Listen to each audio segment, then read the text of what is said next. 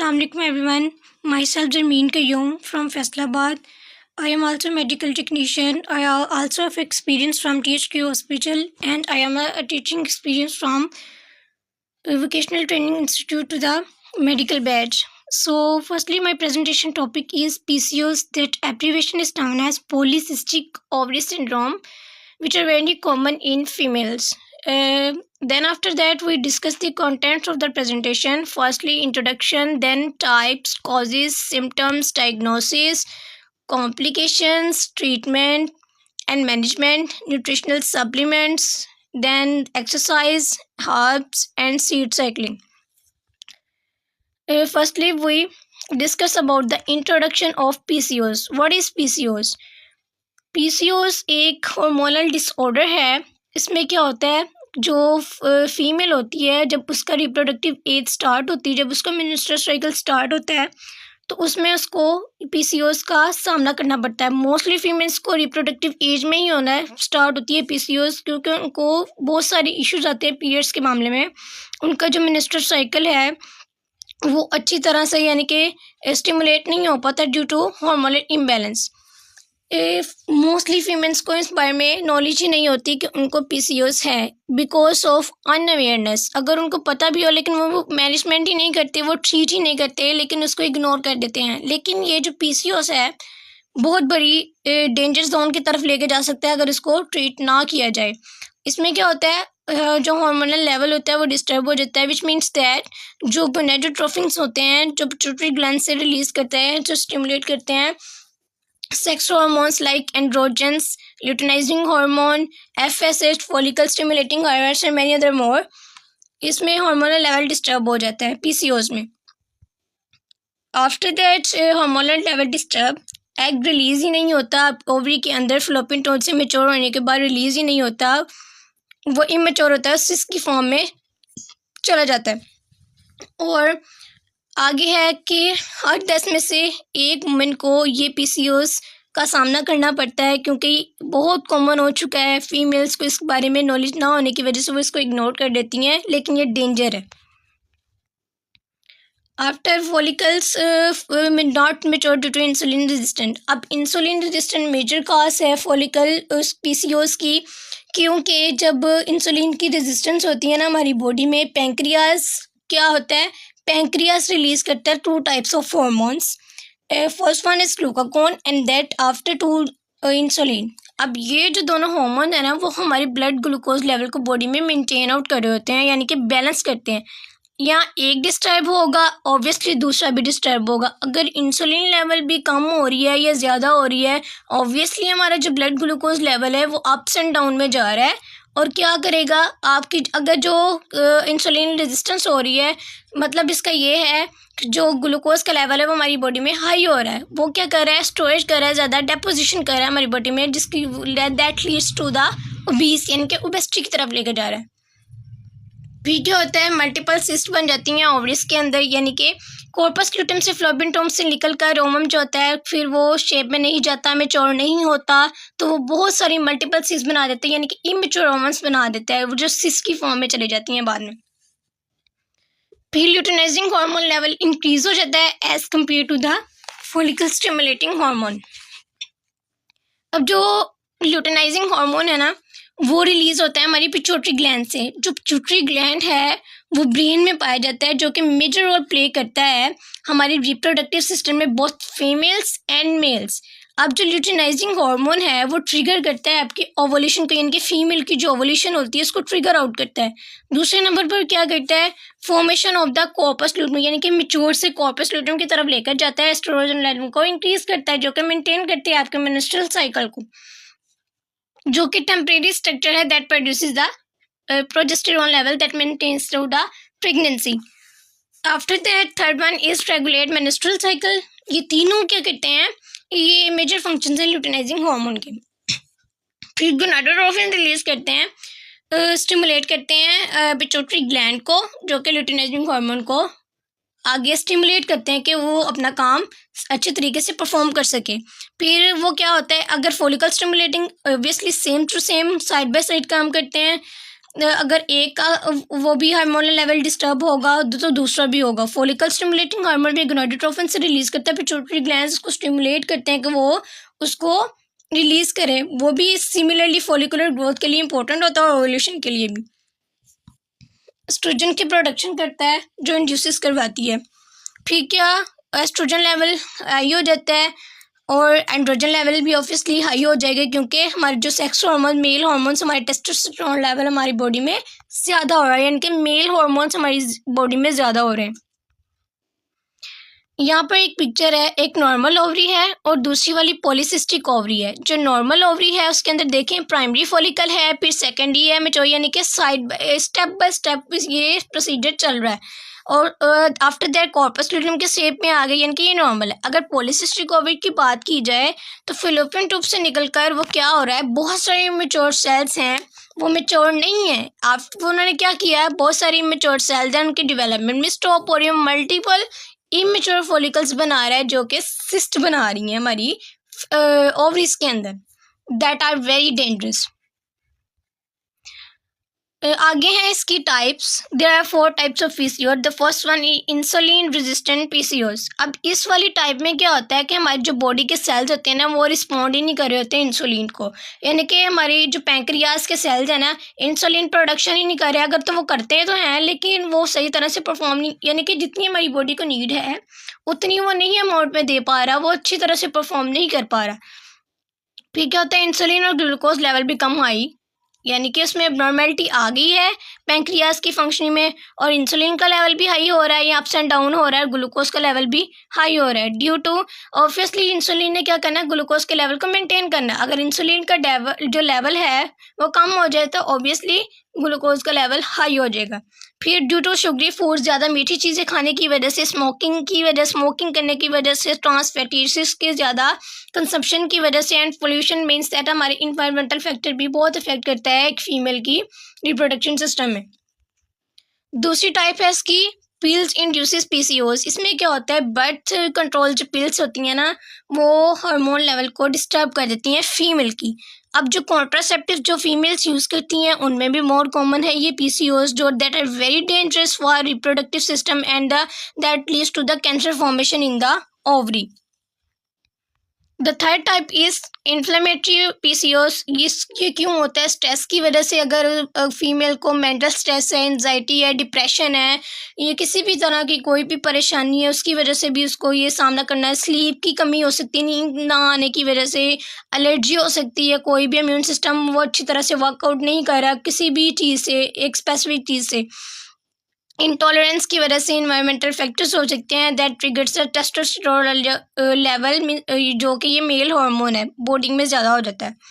Hidden PCOS का मतलब है, जो चौथी टाइप है इसकी पीसीओस की, इसका मतलब ये है कि हमें डाइटरी डेफिशिएंसी की वजह से पीसीओस हो रहा है। अब डाइटरी डेफिशिएंसी कौन कौन से मेजर प्ले रोल करते हैं, हमारे मेजर न्यूट्रिएंट्स हैं, माइक्रो न्यूट्रिएंट्स हैं, मैक्रो न्यूट्रिएंट्स हैं, जो प्ले रोल करते हैं हमारी पीसीओस फंक्शनिंग के लिए, मिनिस्टर साइकिल के लिए, रिप्रोडक्टिव सिस्टम के लिए फीमेल की बहुत इंपॉर्टेंट है। That are zinc, iron and iodine and more other, magnesium, calcium, potassium, that are very important for the female reproductive system and menstrual cycle. इसकी डेफिशिएंसी की वजह से पीसीओस हो सकता है, जिसको हिडन पीसीओस कहते हैं।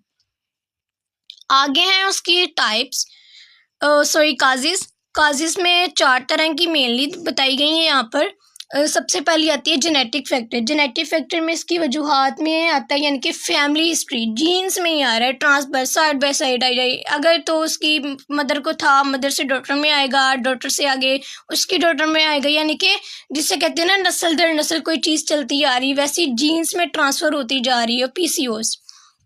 उसके बाद हार्मोनल इम्बैलेंस की वजह से जो गोनाडोट्रोपिन्स होते हैं, luteinizing hormone and follicle stimulating hormone, उसके डिस्टर्बेंस की वजह से, फिर इंसुलिन रेजिस्टेंस की वजह से इंसुलिन सही तरह से प्रोडक्शन नहीं हो रही, इसकी वजह से चौथे नंबर पर इन्फ्लेमेशन, यानी कि एंटीऑक्सीडेंट सही तरह से परफॉर्म नहीं कर रहे जो कि फ्रूट्स में पाए जाते हैं।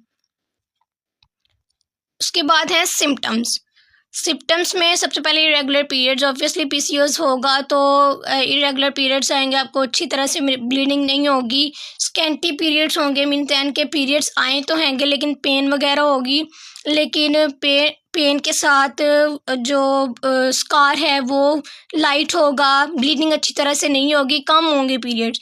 हेरिस्टम होगा मीन्स दैट जो हमारी जो साइड होती है चिन वाली एंड ईयर के साथ वाली जो चीज़ होती है, इनके हमारे फेस पे बाल आना शुरू हो जाते हैं। फिर ओबेसिटी होती है, मोटापेपन का शिकार होते हैं। इनफर्टिलिटी यानी कि फर्टिलिटी के चांसेस बहुत कम हो जाते हैं पीसीओएस में ड्यू टू सिस फॉर्मेशन।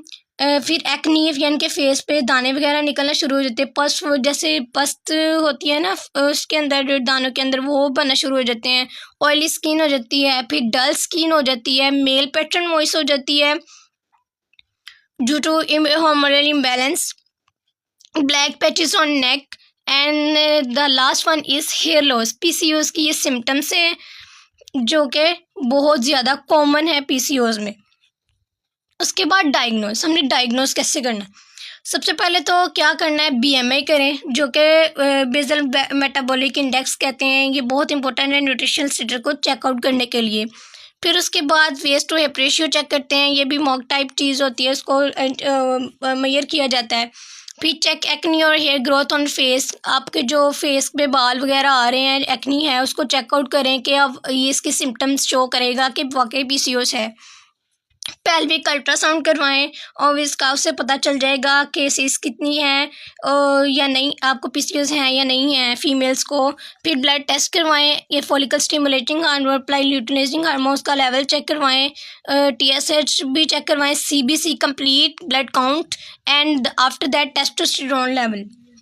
ये सारे ब्लड टेस्ट हैं जो कि डायग्नोस करते हैं। फिर फास्टिंग शुगर में डायबिटीज़ का चेक होता है, HbA1c होता है, वो डायबिटीज़ का खाली पेट जिसे बोलते हैं वो करते हैं। फिर विटामिन B12 का टेस्ट करवाएं, स्टेटस उसका कि वो उसको शो करेगा इसकी डेफिशिएंसी की वजह से भी होता है। विटामिन D टेस्ट होता है and the last one is serum iron test कि आयरन का लेवल हमारी बॉडी में कितना है, फेरेटिन। कॉम्प्लिकेशंस, अब ना कॉम्प्लिकेशंस का मतलब ये होता है कि अगर पीसीओएस को ट्रीट ना किया जाए तो उसके में फर्दर कॉम्प्लिकेटेड क्या आ जाते हैं। If can not treat it it's lead to the diabetes due to insulin resistance, hypertension क्योंकि साल्टी चीज़ें स्वीटी चीज़ें खाने की वजह से हाइपरटेंशन, हाइपरलिपिडीमिया, फैट की डिपोजिशन होना शुरू हो जाती है, स्लीप एपनिया हो जाता है यानी कि अच्छी तरह से नींद नहीं होती, मेंटल डिप्रेशन होता है, एंजाइटी होती है, डिप्रेशन होता है और एंडोमेट्रियल कैंसर हो जाता है अगर इसको ट्रीट ना किया जाए ओवरीज का।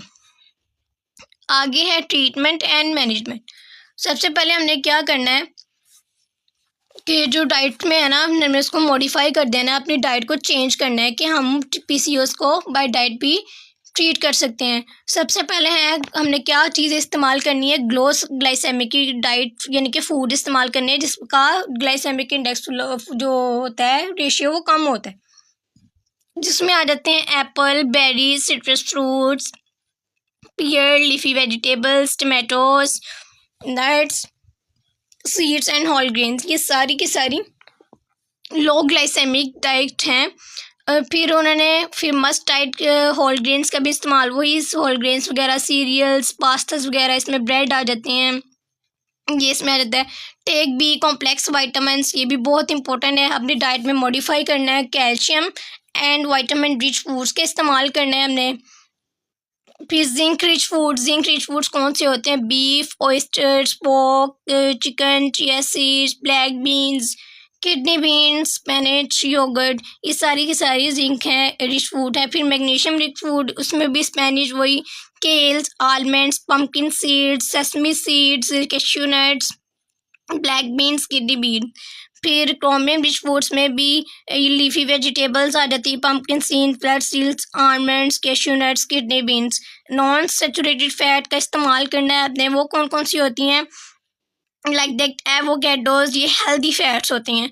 Olive oil, canola oil, cashew nuts, almonds, fatty fish, coconut oil या कोकोनट पीस केला खा सकते हैं, एंड फ्लैक्स सीड्स, ये सारी की सारी नॉन सैचुरेटेड फैट्स हैं जो कि हेल्दी फैट्स हैं हमारी बॉडी के लिए। उसके बाद alpha lipoic acid rich foods का इस्तेमाल करना है जो कि एंटीऑक्सीडेंट्स है, that plays a very important role in our body. Antioxidant cell membrane की डैमेजिंग से बच जाता है हमें। जो कि पाए जाते हैं ऑर्गन मीट्स में, like liver, kidney, red meats में, ग्रास फीड बीफ में, पोल्ट्री में, चिकन में, एग में, फिश में, sweet potatoes, corn, brown rice and fiber etcetera. Fiber का इंटेक आपने ज़्यादा करना है, वही फ्रूट्स, वेजिटेबल, एंटीऑक्सीडेंट लेवल जिसमें ज़्यादा होता है। कैफ़ीन का इस्तेमाल बहुत कम करना है, जो कि हमने जो डाइट में मॉडिफिकेशन करनी है वही है। उसके बाद जो न्यूट्रिशनल सप्लीमेंट्स अगर आप पीसीओएस में इस्तेमाल कर सकते हैं, वो इनोसिटोल है। वो क्या करता है, सेलुलर मेम्ब्रेन को प्रिवेंट करता है, इंसुलिन रेजिस्टेंस को प्रिवेंट करता है, ग्लूकोज को और इंसुलिन को सिग्नलिंग करता है, सेरोटोनिन लेवल को रेगुलेट करता है, जो मूड सपोर्ट करता है, बहुत अच्छी नींद आती है उससे, फर्टिलिटी यानी कि उसके चांसेस को बढ़ाता है। फिर फेमिना प्लस कैप्सूल है, वो भी इसमें सारे जो रिच फूड है, जिंक, आयरन वगैरह, मैग्नीशियम है, वो सारे के सारे मिनरल्स में पाए जाते हैं। उसके बाद माइजिक है, वो भी है, ओवा क्योर है, फोलेट के सप्लीमेंट्स हैं। ये सारे के सारे न्यूट्रिशन सप्लीमेंट जो हेल्प आउट करते हैं पीसीओएस को ट्रीट करने के लिए। उसके बाद हर्ब्स हैं, हर्ब्स में हमारे पास आते हैं फेन्यूग्रीक सीड्स, जो कि हमारी डाइजेस्टिव हेल्थ के लिए बहुत इंपॉर्टेंट प्ले रोल करते हैं। हमारे जो रिप्रोडक्टिव सिस्टम है, एंटीऑक्सीडेंट लॉ भी काम करते हैं, फैट है, हेल्दी फैट्स होते हैं इसमें। सिनेमन भी है, ये ट्री की है, इसको बाग टाइप होती है, कोई ट्री से लिया जाता है इसको। ये हमारे इम्यून सिस्टम को सपोर्ट करती है, ये जो हब होती है, और पीसीओएस को ट्रीट करने के लिए भी बहुत इंपॉर्टेंट है।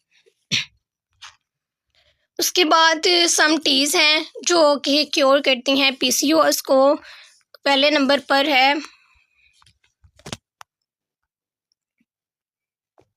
ग्रीन टी है, वो भी हेल्प करती है पीसीओएस को ट्रीट करने के लिए।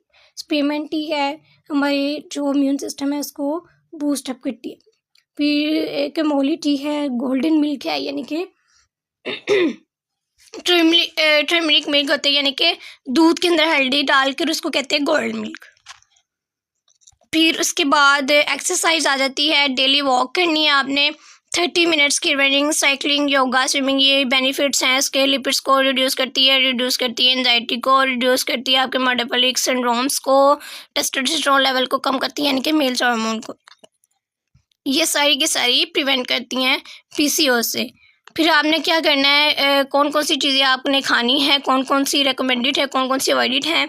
शुगर और ट्रांस फैट नहीं खाने, सैचुरेटेड फैट्स का इस्तेमाल भी बिल्कुल नहीं करना, जो कि अनहेल्दी फैट्स होते हैं। अल्कोहल्स भी नहीं करना, साल्टी फूड्स का इस्तेमाल नहीं करना, प्रोसेस फूड यानी कि जो फ्राइड चीज़ होती है वो, उसका भी इस्तेमाल नहीं करना। रेकमेंडेड फ्रूट्स हैं, नॉन स्टार्चेबल वेजिटेबल्स हैं, लो फैट डेयरी है, लीन मीट है, fish that high in omega 3 that are very important in eyes and brain development, reproductive system development, nuts and seeds, and last one is whole grains.